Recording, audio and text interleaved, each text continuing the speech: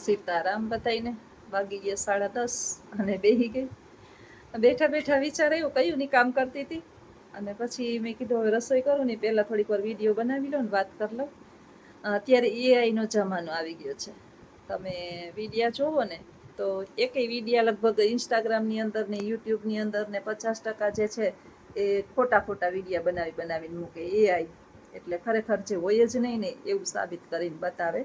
અત્યાર સુધી તો હાલતું હતું કે જેમ ને તેમ બીજું કંઈક પેલું કરીને મોકલતા હતા, પણ હવે આ એઆઈએ તો હાવ પથારી ફેરવી નાખી એજ્યુકેશનની.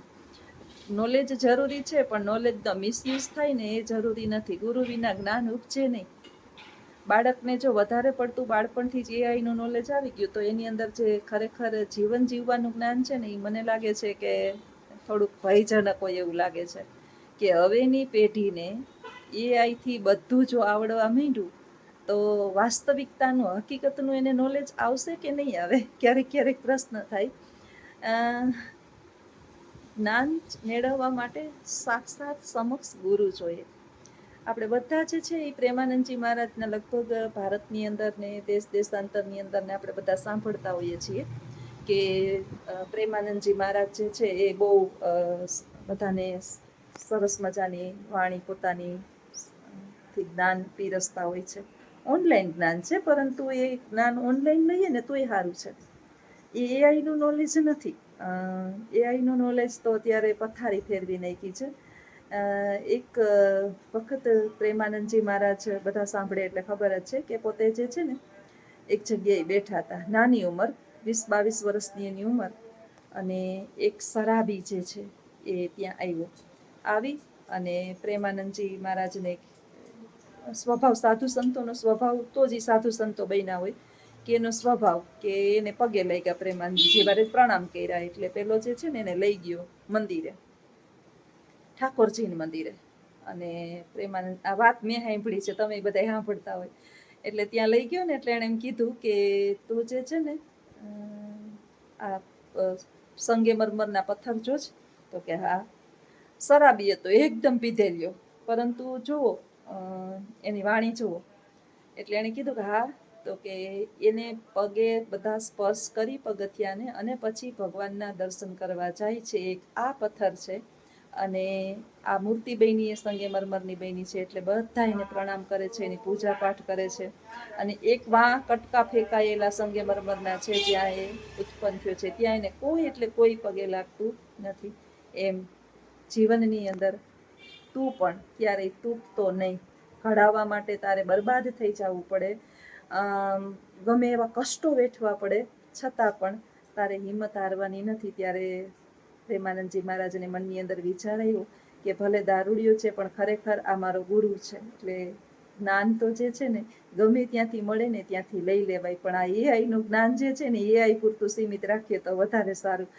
ઘણા જે છે એ અત્યારે જોતા હશે કે જે હકીકતની અંદર હોતું જ નથી ને એવું આપણા હમણાં બાલકૃષ્ણના વિડિયા જે છે એ સતત બનાવે એનો વાંધો નહીં. ભગવાન શ્રી કૃષ્ણના વિડિયા બનાવે એનો વાંધો નહીં, પણ એની લિમિટ જો ક્રોસ થશે ને તો આપણું ભારતનો ધર્મ એ ખરેખર મુશ્કેલીમાં મુકાઈ જાય એવું મને લાગે છે. બધી બાબતમાં આની મસ્તી ના હોય. તમે ટેકનોલોજીમાં જ્યાં એની જરૂર પડે છે ત્યાં ઉપયોગ કરો તો વાંધો નહીં. મોઢું આપણું જે હતું એ જેવું છે એનાથી સુંદર દેખાય એના માટે અત્યારે મોબાઈલની અંદર સુવિધા છે કે મેકઅપ વાળો જ ફોટો આવે તમારો. મોબાઈલની અંદર સિસ્ટમ છે. એટલે આપણે એમ કહીએ ને કે મોડેલિંગના ફોટા હોય એની ઉપર બહુ ભરોસો ન કરવો. જેવું ફોટામાં દેખાતું એવું હોય નહીં. મને ઘણા કહેતા હોય કે બેન તમે એનો યુઝ કરતા હોય તો, એટલે હું એને ઘણી વખત સલાહ આપતી હોય કે ઈશ્વરે આપણને જેવા બનાવ્યા છીએ ને એવા આપણને કબૂલ છે, એનો આપણે કાંઈ કરવાની જરૂર નથી. ઈશ્વરને હારા બનાવવા હોત તો હારા જ બનાવત, જેવા બનાવ્યા હોય આપણે આપને પ્રિય છીએ, બીજાને પ્રિય થવાની જરૂર નથી. એક આપણે આપને પ્રિય હોય ને ઈશ્વરને પ્રિય હોય એટલે ઘણું.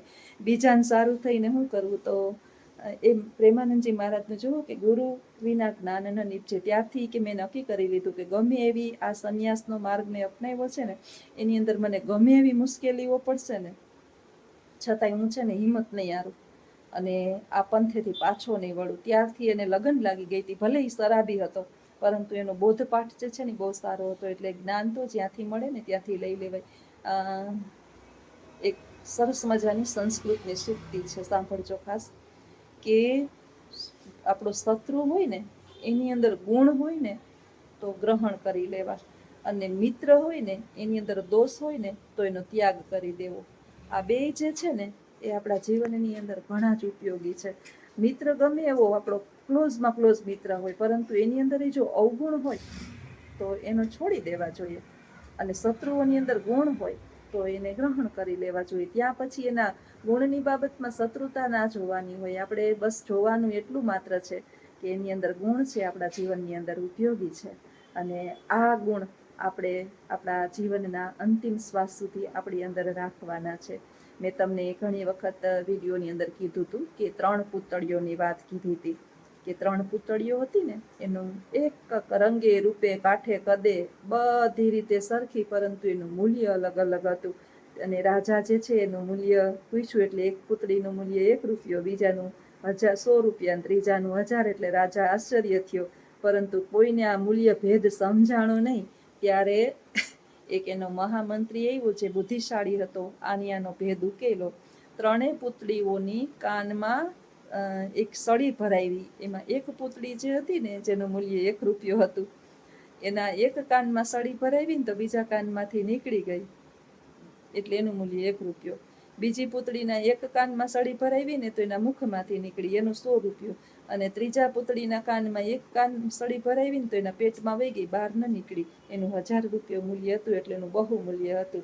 એટલે મંત્રીએ સમજાયું કે મનુષ્યનું પણ જીવનમાં આવું છે, આપને કોઈ ઉપદેશ સારો આપે, એ ઉપદેશ આપણે ન લઈએ ને એક કાનેથી સાંભળીને બીજા કાને કાઢી નાખીએ, એટલે એ વ્યક્તિની સમાજમાં કાંઈ મૂલ્ય નથી. આપણે ઉપદેશ તો ગ્રહણ કરીએ, પણ આપણે ન લઈએ અને બીજાને આપીએ તો એનું મૂલ્ય જે છે એ 100 રૂપિયા. પરંતુ આપણે કોઈનું સાંભળીએ અને આપણા જીવનની અંદર ગ્રહણ કરીએ, બીજાને બોધપાઠ. અત્યારે બધા જ જ્ઞાની જ છે, મારે કોઈને જ્ઞાન આપવાની જરૂર ન પડે. મને કોઈ એક વખત કીધું હતું કટાક્ષમાં પણ, કે બીજાઓને બોધ ન અપાય, આપણે બોધ લેવાય. હું કોઈને આપતી નથી, હું તો મારા ભણતરની અંદર આવે થોડું ઘણું જે વિદ્યાર્થીઓને કહેતી હોય એમ વાત કરતી હોય, એટલે લેવું ન લેવું એ તો સામેવાળાની. બાકી મને મારે શું કરવું છે ને કયો બોધ લેવો છે એ મને ખબર જ છે. કોઈને કોઈ બોધ લેવાથી જો બોધ લેતું હોય તો સૌથી પહેલા તો આપણા ઘરની અંદરથી બોધપાઠ આપને થતા હોય, કે માને જોઈ અને મોટિવેશન મળે કે સવારથી સાંજ સુધી મારી માં શાંતિથી બેસતી નથી, જીવનની અંદર આટલો બધો ઢહેડો કરે, તો આપણે એની પાસેથી મોટિવેટ થાય. મારો પિતા સવારનું ટાઢું લઈ જાય, સાંજ સુધી બપોર ટાઢું ખાય અને સાંજ સુધી એવો પરિશ્રમ કરે, તો મારે મારા પિતા પાસેથી બોધ લેવો જોઈએ. કોઈ પાસેથી બોધ લેવાની જરૂર જ નથી, આપણા ઘરની અંદર જ મોટિવેશન સ્પીકરો છે માતા પિતા સ્વરૂપે. એટલે આપણા માતા પિતા એ જ ઉલાળા માર્યા હોય તો એને જોઈ જોઈને છોકરા અત્યારે એવા થાય છે. જો કે અત્યારની જે જનરેશન છે ને, નાની ઉંમરની, જેની ઉંમર 20-25 વર્ષની પહેલું સંતાન આવે, એને મોબાઈલનો સખત ક્રેઝ છે. પોતે સતત મોબાઈલ જોવે એટલે બાળક જોવાનું જ છે. બાળક હંમેશા માતા પિતા પાસેથી કંઈક ને કંઈક શીખતું હોય છે. દરેક વખતે જે છે એ બહારની દુનિયામાંથી જ બધું શીખે એવું જરૂરી નથી. એટલે કહેવાનો તો અર્થ માત્ર એટલો જ છે કે એઆઈનું નોલેજ સારું છે, પરંતુ જ્યાં સુધી એ મર્યાદામાં રહીએ ત્યાં સુધી. જો એણે મર્યાદા વટાવી તો એ ખરેખર આપણા આવનારી પેઢી ઉપર ફાયદારૂપ છે. એનાથી જેમ મોબાઈલ અને ટીવી જેટલા આપને નુકસાનકારક હતા, એમ આ એઆઈનું નોલેજ એ કદાચ નુકસાનકારક બની શકે ખરી. આ તો ખરેખર મારો વિચાર કેવો છે ચોક્કસ જણાવજો. આવજો. સીતારામ.